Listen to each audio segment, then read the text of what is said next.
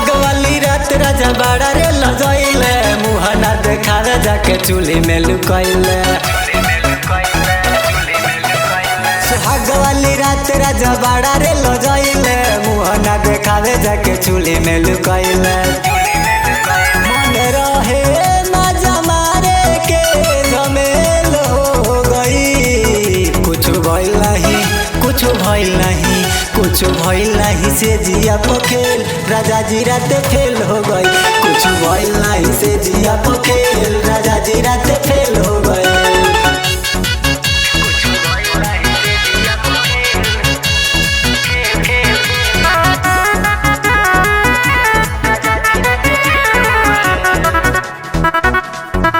खाके टॉबलेट जब लेट जाला बेड पर कहेला कि आवो धनी सुत हमरा पेट पर।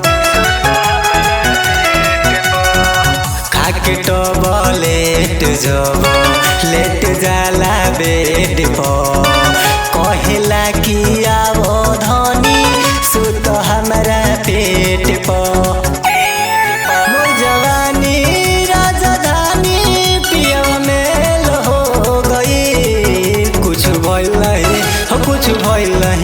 कुछ भइल नहीं से जिया पखेल राजा जी रात फेल हो गई।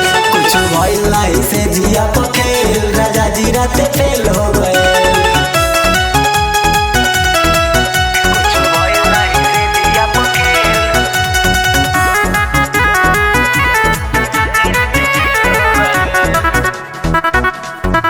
लाली उठा लाली बाली बिंदिया लगा के लेके अइले राजा हमार नैहर से उठा के।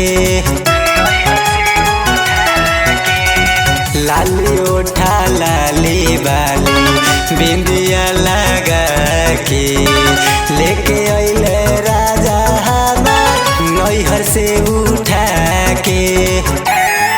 साथ छूटल बा मंजितावा के अकेल हो गई। कुछ भइल नहीं कुछ भइल नहीं कुछ भइल नहीं से जिया पखेल सकल लाल फेल हो गई। कुछ भइल नहीं से जिया पखेल